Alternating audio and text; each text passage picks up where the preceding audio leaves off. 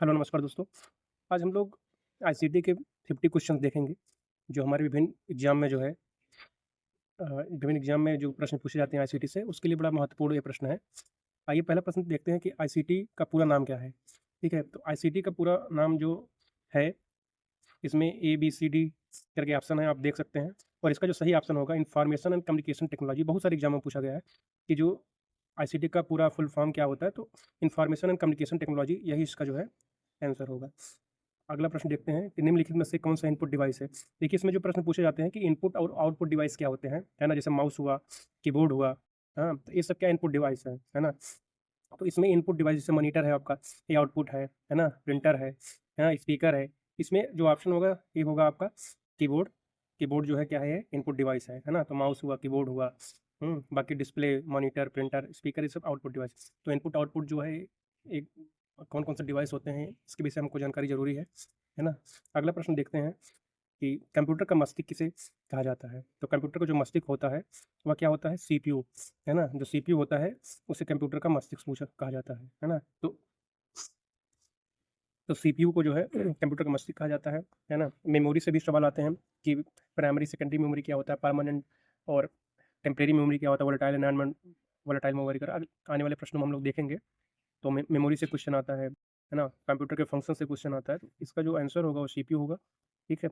अगला प्रश्न हम लोग देखते हैं। अगला प्रश्न है, निम्नलिखित में से कौन-सा सिस्टम सॉफ्टवेयर है ना? तो इसमें सिस्टम सॉफ्टवेयर कौन-सा है? विंडोज़ 10 जैसे हम सभी लोग जानते हैं कि ये सब क्या है? ये सिस्टम सॉफ्टवेयर है, ठीक है? बाकी एमएस वर्ड, एक्सेल ये सब क्या है? ये एप्लीकेशन सॉफ्टवेयर आते हैं, ठीक है? तो अगला प्रश्न हम लोग देखते हैं कि कंप्यूटर में डेटा की सबसे छोटी इकाई क्या होती है?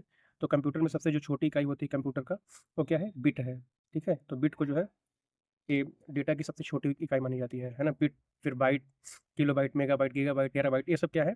ये कंप्यूटर की डेटा मेजरमेंट करने की इकाई जो सबसे है वो बिट होती है, ठीक है? अगला प्रश्न हम लोग देखते हैं कि कौन-सा उपकरण है जो डिजिटल संकेतों को एनालॉग संकेतों में बदलता है ना?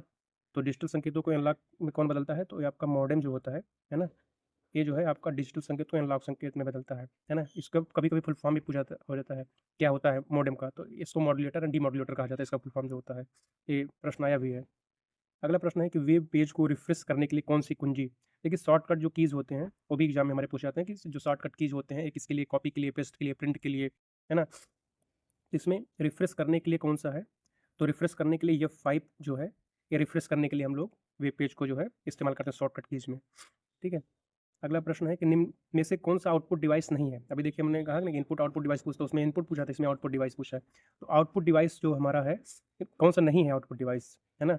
तो इसमें देखिए मॉनिटर जो है आपका आउटपुट है, प्रिंटर भी आउटपुट है, स्पीकर भी है, जबकि स्कैनर जो है ये क्या है आपका इनपुट डिवाइस है, ठीक है? तो ये क्या है इनपुट डिवाइस है, बाकी ये सभी क्या है ये आउटपुट डिवाइस है, ठीक है?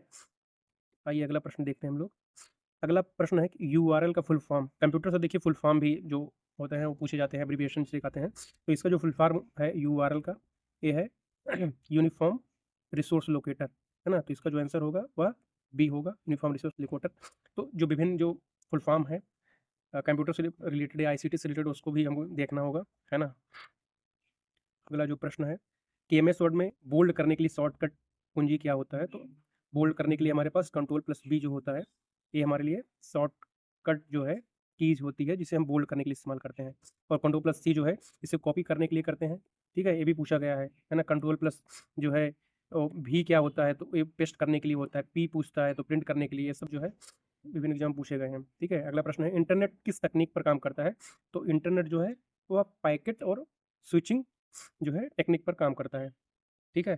तो अगला प्रश्न हम लोग देखते हैं। अगला प्रश्न है निम्नलिखित में से कौन-सी मेमोरी अस्थायी है ना? तो इसमें देखिए वोलेटाइल, नॉन वोलेटाइल मेमोरी के बारे में हम लोग बात किए थे।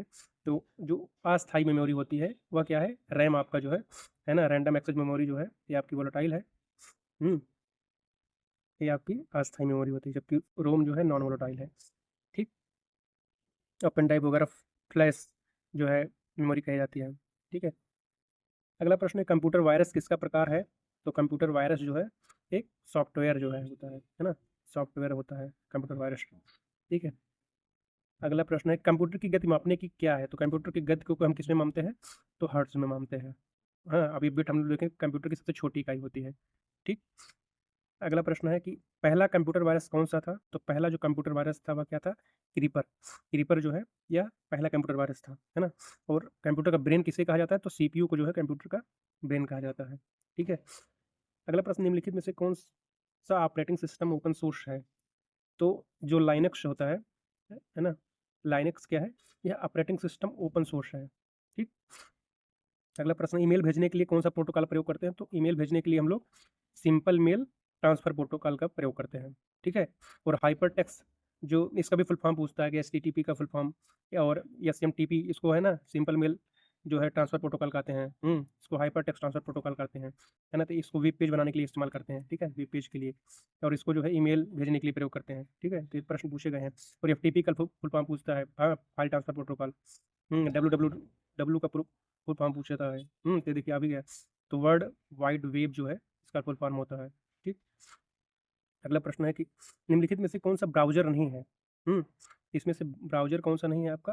तो आपका एम एस वर्ड जो है ये जो है ब्राउजर नहीं है, बाकी सभी ब्राउजर है, ठीक है। एम एस वर्ड क्या है? एक एप्लीकेशन सॉफ्टवेयर होता है जिसमें हम लोग डेटा तैयार करते हैं, कुछ मतलब डॉक्यूमेंट बनाते हैं।